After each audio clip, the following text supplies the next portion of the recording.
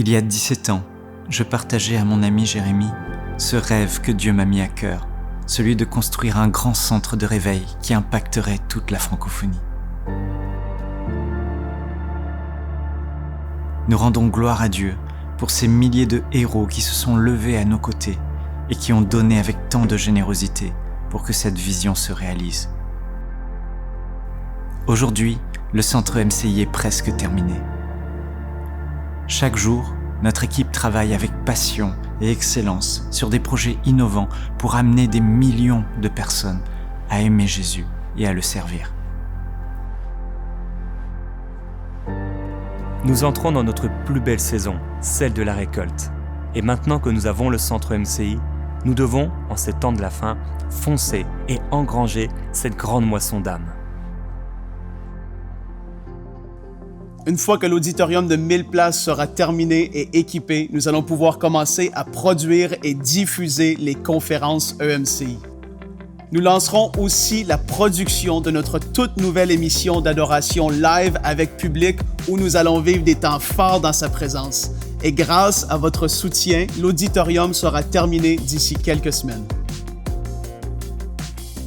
La construction du Studio B est terminée et il ne reste qu'à l'équiper pour commencer notre nouvelle émission d'enseignement, Teach, une super émission quotidienne qui formera de véritables disciples enracinés dans la parole de Dieu. Nous produirons aussi de nouvelles émissions de qualité en partenariat avec différents ministères. Enfin, ce studio servira à filmer les formations de EMCI Academy, sans oublier les commentaires vidéo du tout nouveau projet révolutionnaire développé par EMCI, l'application Ma Bible.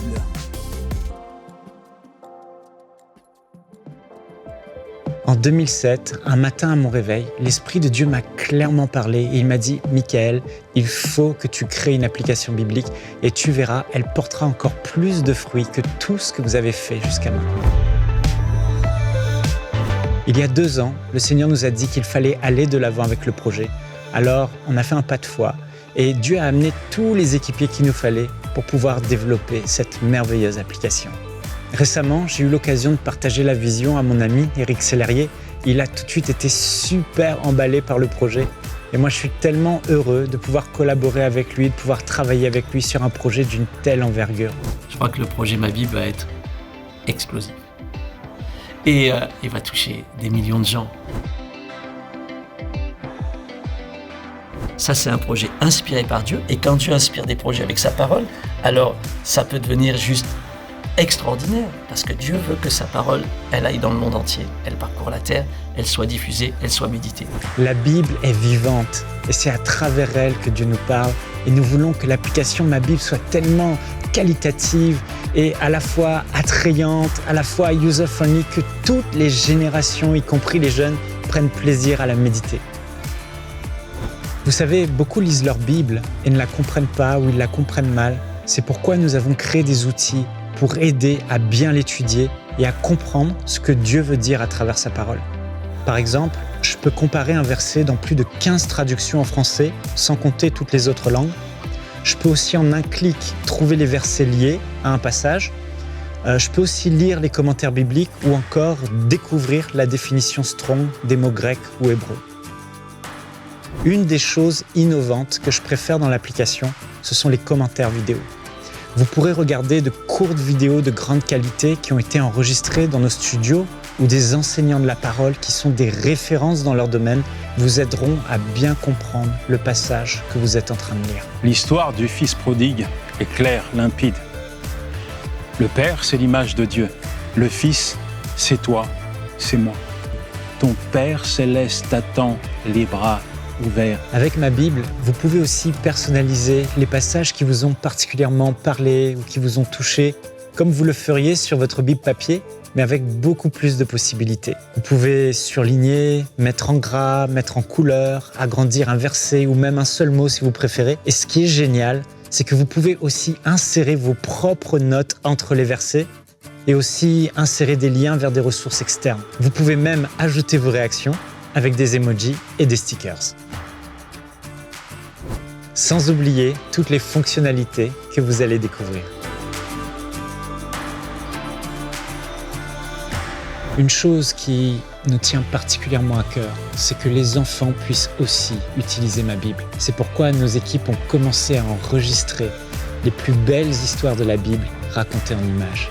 Et à la fin de chaque vidéo, il y aura un court message qui pourra parler à leur cœur.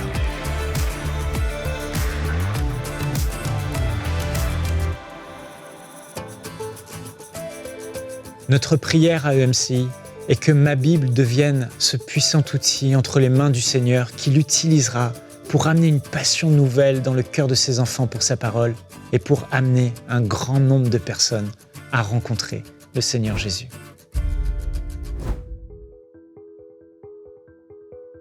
Le projet Ma Bible est déjà développé à plus de 50% et grâce à votre soutien, l'application sortira en 2023. Quant au centre EMCI, nous avons subi une lourde augmentation de plus de 25% des coûts du chantier, principalement en raison de la pandémie. Mais la bonne nouvelle, c'est qu'à ce jour, il ne reste qu'environ 10% du coût global à financer.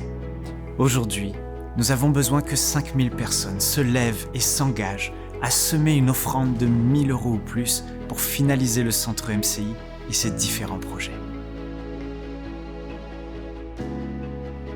Frères et sœurs, je tiens sincèrement à vous remercier pour vos prières et pour votre fidèle soutien depuis tellement d'années. Vous ne pouvez imaginer à quel point vous êtes une bénédiction pour la francophonie et le fait de vous savoir à nos côtés nous encourage chaque jour dans cette mission extraordinaire que Dieu nous a confiée. Je suis convaincu qu'avec la grâce de Dieu, ensemble, nous allons encore une fois y arriver et que tous ces merveilleux projets marqueront notre génération et laisseront un héritage à nos enfants. Donnons premièrement pour que le royaume de Dieu avance, mais dans ces temps difficiles, souvenons-nous aussi de ce que Dieu nous a promis. Celui qui sème abondamment récoltera abondamment. Que Dieu vous bénisse. Semons dès maintenant pour vivre une grande moisson à travers les projets du centre EMCI. Pour faire votre don, rendez-vous sur emcitv.com/5000. Vous pouvez donner en une seule fois ou en plusieurs mensualités.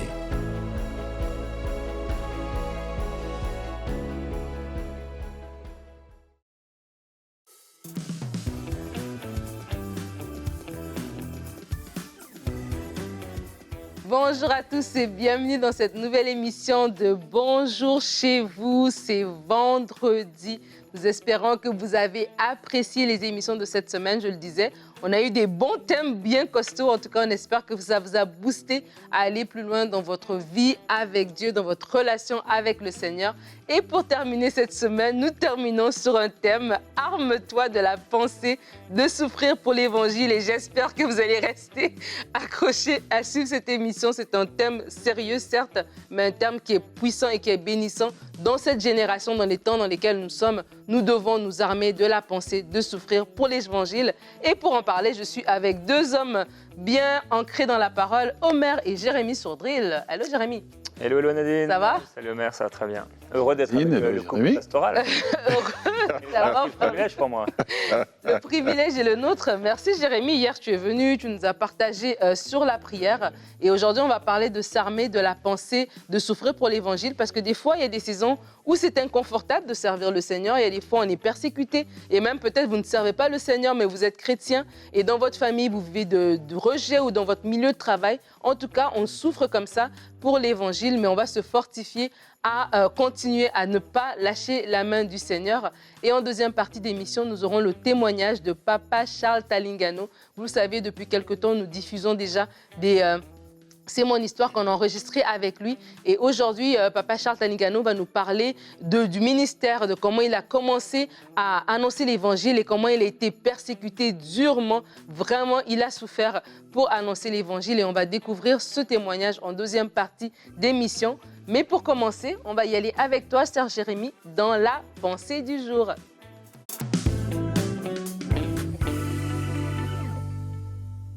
Bonjour à nouveau, j'ai l'impression qu'il va y avoir un vent de persécution qui va se lever dans la francophonie, particulièrement en Europe, Amérique du Nord certainement, contre les chrétiens. Et je crois aussi personnellement en ce grand réveil qui est prophétisé depuis longtemps. Et je crois qu'il y aura à la fois un grand réveil, mais à la fois aussi beaucoup de persécutions. Les choses vont se mêler l'un à l'autre et il nous faut nous préparer.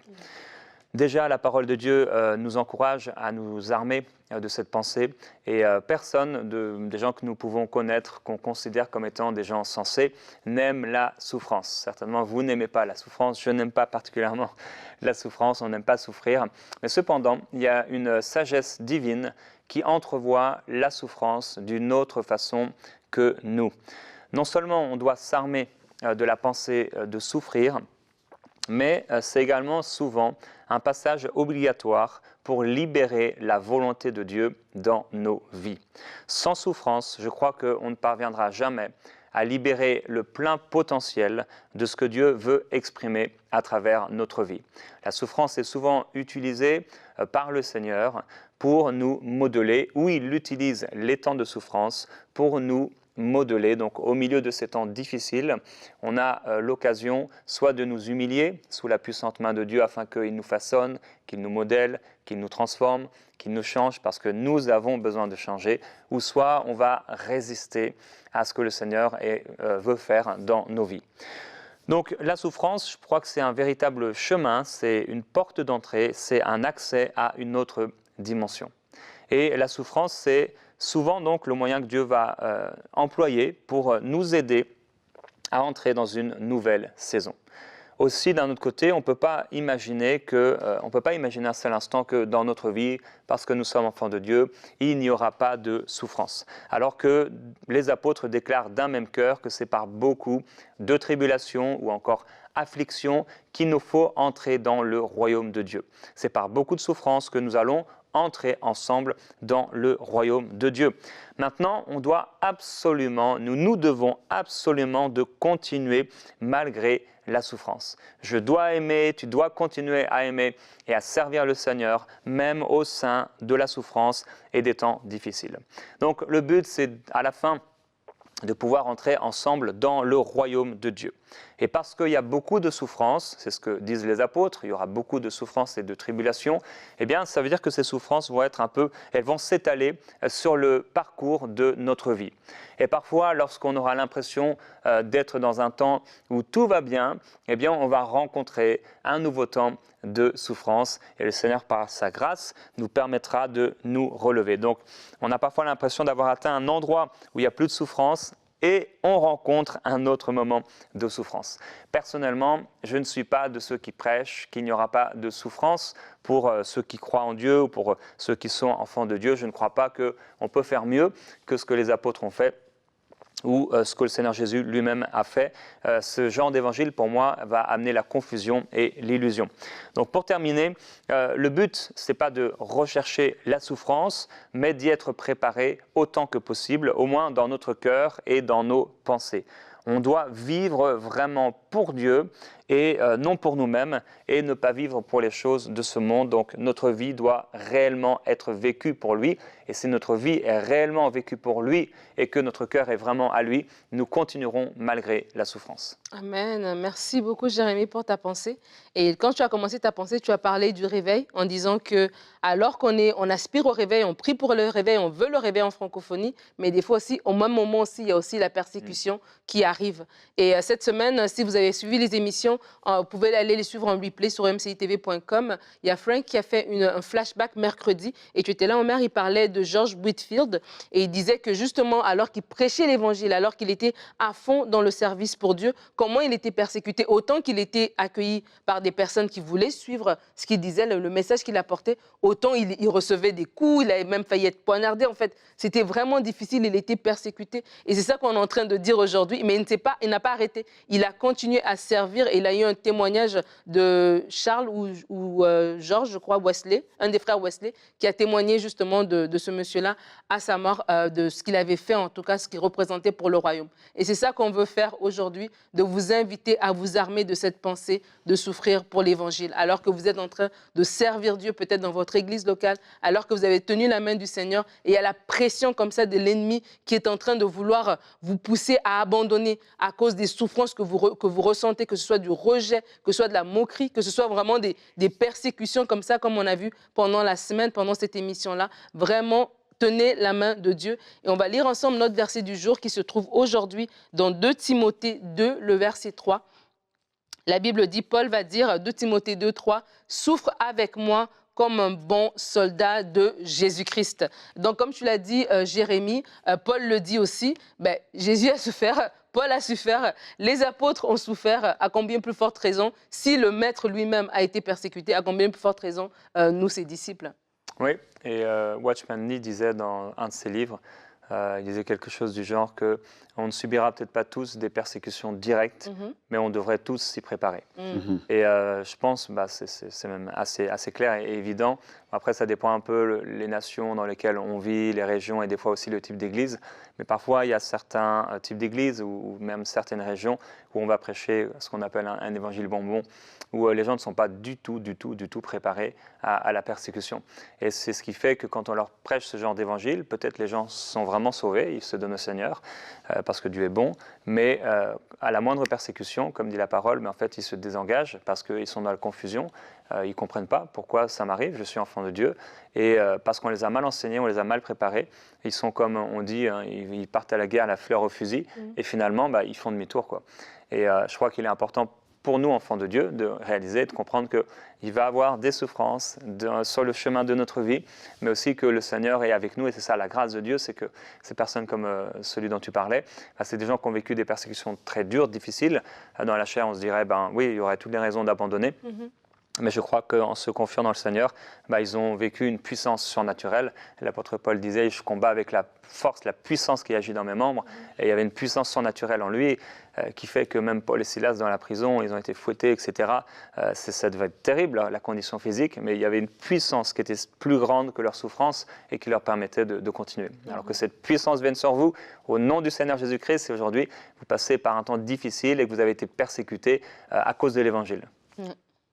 En fait, c'est l'appel aujourd'hui, je pense au corps de Christ, avoir un message de l'Évangile en fait qui est complet, qui nous présente un peu comme tu l'as fait, toutes les facettes, à être autant préparé pour des temps où Dieu fait couler sur nous ses bénédictions, et les temps où, oui, l'ennemi met toutes sortes de crocs à jambes pour nous bloquer, pour nous décourager. Je pense que si nous avons ça, nous allons être mieux préparés. Vous voyez, aujourd'hui, il y a la tendance que dès que c'est difficile, on lie. Mais parfois, en fait, tu peux lier tout ce que tu veux. Dieu dit, c'est ta croix, il faut que tu passes par là. Et ça fait aussi partie du chemin de la maturité chrétienne. Alors, on ne vous dit pas pour ça pour que vous puissiez avoir peur, mais plutôt que vous soyez préparés, que vous puissiez vous armer de cette pensée que, oui, ça peut arriver. Et l'apôtre Jacques, lorsqu'il écrit son épître, il dit aussi, ne soyez pas surpris par cette fournaise, comme si c'était quelque chose de nouveau. Mais soyons préparés à savoir que, oui, notre évangile que nous prêchons inclut aussi d'apprendre à souffrir, passer par des temps difficiles, mais à la fin de cela, nous avons l'espérance que le Seigneur viendra. Il est écrit dans le livre d'Apocalypse que lui, il essuiera nos larmes. Et c'est ça qui est merveilleux, que l'agneau, à la fin, va nous paître, et il va essuyer nos larmes, il va nous consoler, et nous recevrons des récompenses, justement, pour ce que nous aurons supporté à cause de son nom. Non à cause de mauvaises choses que nous avons faites, mais à cause de son nom. Ouais. Et il y a aussi un type de souffrance à cause de l'Évangile, c'est la souffrance dans la chair. Ça veut dire des choses qu'on aimerait faire, mais qu'on ne fait pas à cause du Seigneur. Et ça peut créer une souffrance dans le vieil homme. Le vieil homme souffre parce qu'il aimerait faire cette chose, il aimerait manger cette chose, il aimerait regarder cette chose. Et le vieil homme souffre, et c'est aussi un type de souffrance. Et le thème d'aujourd'hui, c'est basé sur un verset qu'on se trouve dans l'épître de Pierre, où Pierre dit « Christ ayant souffert dans la chair, vous aussi, armez-vous de la même pensée ». Parce que celui qui a souffert dans la chair en a fini avec le péché, afin de vivre non plus selon les convoitises des hommes, mais selon la volonté de Dieu pendant le temps qu'il lui reste sur la terre. Et là, il va parler de plusieurs œuvres de la chair qu'il nous faut abandonner, d'être sobre en vue de la prière, etc. Et c'est parfois aussi ça, le type de souffrance, c'est que ok, je souffre parce que je voulais faire cette chose-là, je voulais m'engager avec telle personne, mais le Seigneur me dit non, ou je sais que ce n'est pas la bonne personne. Je voulais peut-être tromper, tricher, voler, mentir, parce que c'était plus facile, mais je sais que ce n'est pas ça que je dois faire, et ça me fait souffrir, ça fait souffrir le vieil homme à l'intérieur de moi, mais c'est pourtant ce que Dieu veut. Et ça aussi, c'est quelque part souffrir à cause de l'Évangile. Et quand tu parlais, je me suis dit... Jésus va dire qu'on va connaître des tribulations, mais de prendre courage parce qu'il a vaincu le monde. Et je veux vraiment juste rebondir par rapport à ça, les souffrances personnelles, comme tu dis, par rapport à la chair, et les souffrances beaucoup plus grandes, on va le voir dans le C'est mon histoire de tout à l'heure. Et alors que Jérémie parlait, j'avais la pensée du frère André, le fondateur de Portes Vertes qui est avec le Seigneur aujourd'hui.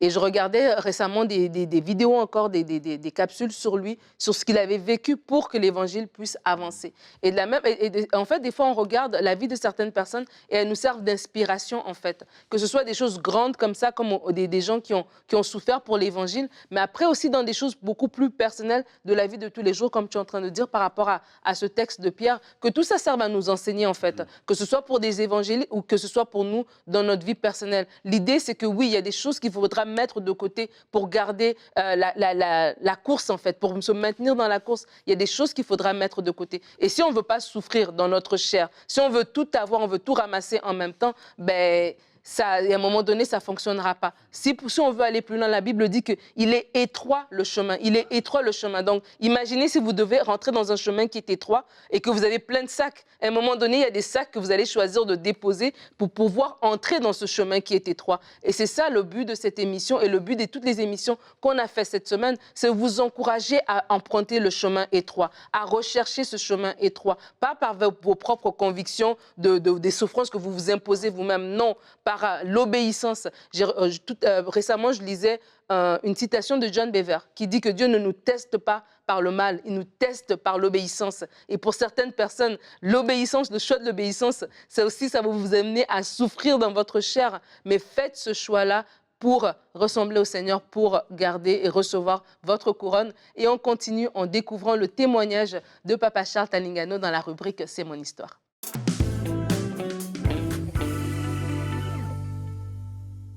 Eh bien, mes bien-aimés, beaucoup de gens viennent au Seigneur et pensant que les choses, sincèrement, ne seront que miel, ne seront que lait, ne seront que les bénédictions de mariage, de maisons, de voitures. Mais cet homme s'est révélé à moi, il m'a mis dans une situation très, très, très difficile. Car il voulait que je sois une valeur. Et pour qu'un diamant soit une valeur, il faut qu'il soit taillé. Bien qu'il s'est révélé à moi le 3e jour, je me suis retrouvé dans une place publique en train d'annoncer celui que mes yeux ont vu. En l'annonçant, voici une foule qui s'est attroupée. Le monde sortait des voitures, sortait des rues, des maisons, vraiment du quartier, s'attroupait. Et le commissaire du 3e arrondissement, puisque j'étais au 3e arrondissement de la ville de Bangui, est sorti de là. Il a vu la foule et la route, l'avenue qui était alors entravée. Il est venu avec 3 policiers disant que vous provoquez l'attroupement et vous provoquez l'entrave à la circulation. Et quand la police, avec sa sirène, arrivait, le monde est parti comme des oiseaux gendarmes. Je me suis retrouvé avec un Nouveau Testament et ils sont venus me prendre. Quand 3 policiers sont descendus, ils m'ont mis la main dans la ceinture, ils m'ont amené au commissariat. Dès qu'on est arrivé au commissariat, ils m'ont poussé par terre comme un sac de riz. Je suis tombé. Et je me suis relevé. Le commissaire m'a tapé. J'ai eu l'œil droit plein de sang, ma bouche pleine de sang. Moi qui ai vu Jésus, comment peut-il me permettre une telle situation? Moi qui ai vu Jésus amour, comment il peut me permettre que mon œil puisse saigner, ma bouche puisse saigner? Ô Éternel, que ma vie soit l'évangile et que je ne sois pas qu'à prêcher l'évangile, que ma vie soit l'évangile. Que ma vie soit la continuité de ce que tu as fait et ce que tu fais encore et ce que tu feras demain. Mettez-le à poil. Moi, inspecteur commercial, travaillant dans la société du pétrole, ayant des millions, ce jour-là, je pouvais me retrouver en public au commissariat pour la première fois que j'ai foulé le sol du commissariat, me retrouver à poil avec une petite culotte. Comme un criminel, on m'a poussé dans la géole. Invivable. Et il faisait noir dans cette géole. Et je me suis buté contre les pieds des voleurs qui étaient là-dedans. Je ne savais pas ce qui était là-dedans. Alors il y a un tonneau coupé qui était au milieu d'eux. Et c'est là que, assis tout autour, chacun se lève, fait caca dedans, fait pipi dedans. Et la vapeur, l'odeur enveloppait tout le monde.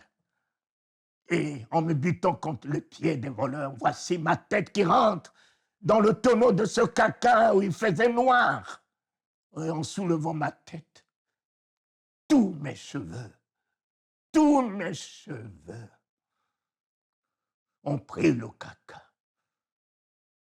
L'huile, bana, awigan et wabe pay. O lione heyo et be paygan kowod shay. Seigneur, tu as porté le crachat, mais tu m'amènes jusqu'à porter le caca. Quelle honte! Une tête d'un docteur, une tête d'un économiste. Rien ne peut m'humilier plus que le caca que j'ai porté. Les haines, les rancœurs, l'animosité, les propos diffamatoires, mensongers, les accusations. J'ai fait 2 semaines ici et je suis sorti de là avec le caca collé à mon corps.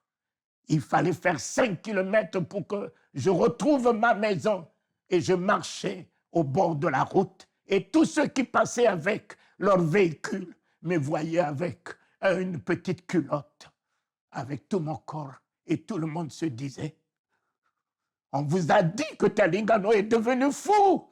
Regardez. Regardez, on l'a vu, en train de marcher au bord de la route, sans habits, avec une petite culotte. Mais il était si sale, ses cheveux si sales. 5 kilomètres j'ai marché. Dieu m'a fait passer à travers la honte pour que je porte dorénavant sa gloire. Il m'a fait passer à travers l'ignominie pour que je porte sa splendeur. N'ayez pas peur de là où vous passez. N'ayez pas peur de là où vous passez. Il est en vous, il est avec vous. Même si tu traverses l'ombre de la vallée de la mort, les accusations, la condamnation des hommes, les jugements des hommes, ne crains rien. L'Éternel est avec toi. Oh, alléluia, Seigneur. Quelques mois après, on devait m'arrêter au commissariat du 2e arrondissement. Et c'est à partir de là que le réveil a commencé en Centrafrique. On m'a mis cloué avec mes 2 pieds dans les chaînes. Le matin, le commissaire me prend la cuvette de caca que les voleurs ont fait, il met sur ma tête pour aller vider dans l'eau.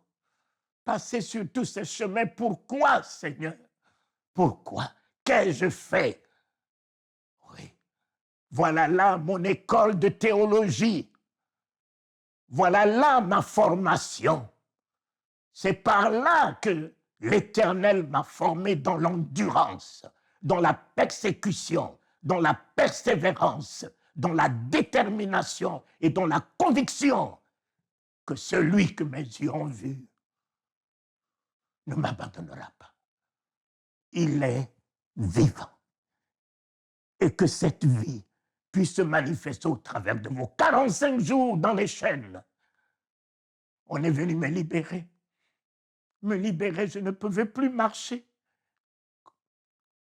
J'ai fait 1 mois en marchant à 4 pattes et appris à me tenir debout et appris à marcher et appris à reprendre le travail et j'ai encore repris la rue. Et en reprenant la rue, un lundi au marché central appelé marché Bokassa, je descendais de mon bureau, j'étais dans le marché en train de prêcher l'évangile, le marché a cru, le marché était debout. Et le directeur général de la police passait. Il a regardé la foule, il a dit, « Cet homme-là encore !» Et 2 policiers sont descendus. Ils ont mis la main dans ma ceinture. Et ils m'ont amené au commissariat au Bokassa, mais les détenus politiques. Oh, un policier est venu, il a dit, la première des choses, mettez-le à poil. On m'a mis à poil. J'étais né. Et il a dit, je vais le baptiser. Il a pris un gros bâton, il m'a ouvert le crâne. J'ai eu tout mon visage baignant de sang. Et il m'a poussé avec l'hémorragie dans la géole. J'ai mis ma main sur la plaie ouverte. Jésus a arrêté l'hémorragie. Jésus, Jésus, Jésus mon consolateur. Jésus ma guérison.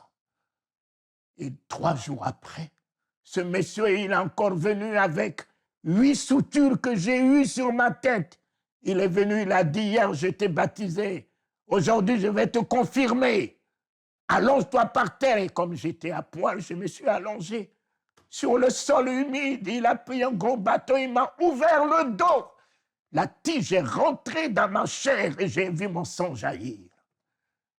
Mais, oh, Jésus est vivant en moi et je veux l'apporter à vous, quel que soit là où vous passez. Il tient votre destinée. Il tient votre vie.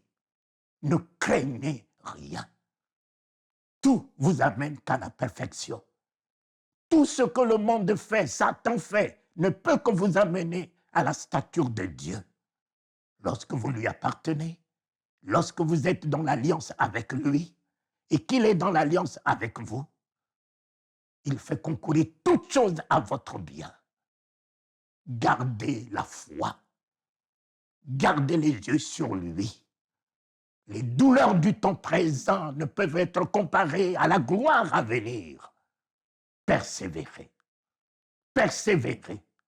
Je vous encourage, vous qui passez au travers de des couloirs de la mort, jugés, et qui vont être exécutés, qui vont être brûlés, qui vont être pendus, ayez la foi. La mort n'a plus de pouvoir sur nous. Christ est la vie éternelle en nous. Là où vous passez, ses bras qui se sont ouverts sur la croix s'ouvrent encore à vous. Sa main percée est encore capable de vous relever et de vous guérir. Ne craignez rien. Voilà. Mes chers amis, vous encourage dans ce temps que nous vivons. Nous vous encourageons. Gardez la foi. Même si le miracle ne se fait pas, même si la guérison n'arrive pas, même si aucun soutien vous arrive, Christ est fidèle dans l'alliance qu'il a traitée avec vous. Et soyez aussi fidèles dans l'alliance que vous avez accepté de traiter avec lui. Amen. Victoire, victoire. Qu'il en soit ainsi pour vous tous. Amen. Waouh, un homme inspirant, un homme courageux. Tu le connais personnellement, Jérémie? Oui, vraiment, c'est un homme qui a payé le prix pour l'évangile et qui est aujourd'hui, il est mort. Il est mort à lui-même. Ouais. Non, il n'est pas mort physiquement. Non, tu m'as fait peur. Il est mort à lui-même. Vous voyez, ces personnes-là, comme Heidi Baker, il dit un jour Heidi Baker est morte. Ouais. Et c'est des gens qu'on te donnait. On a vu dans la pensée aujourd'hui que en serment de cette souffrance. On ne doit plus vivre pour nous-mêmes et il faut que Christ grandisse en nous et que nous, on puisse vraiment diminuer, que le vieil homme puisse mourir. Oui, absolument. En tout cas, moi, Papa Charles Caniano, je l'ai rencontré lorsqu'il a fait ses capsules en France. Et c'est vrai, c'est un homme inspirant. Et des choses qu'il a vécues, des souffrances qu'il a vécues pour l'annonce de l'Évangile. La capsule que vous avez vue, c'est juste des petites pépites comme ça qu'il a partagées. Mais il y a tellement à dire et on bénit le Seigneur pour de tels hommes qui sont des inspirations pour nous. J'espère en tout cas que vous avez apprécié l'émission d'aujourd'hui. Merci Jérémy.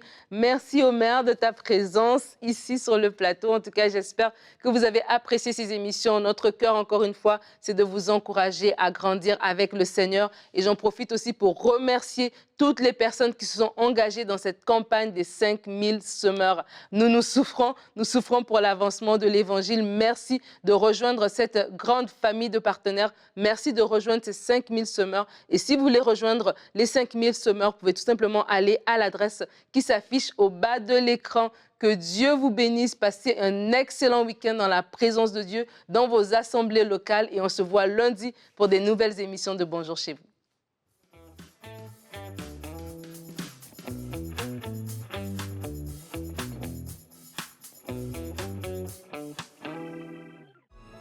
Semons dès maintenant pour vivre une grande moisson à travers les projets du Centre EMCI. Pour faire votre don, rendez-vous sur emcitv.com/5000. Vous pouvez donner en une seule fois ou en plusieurs mensualités.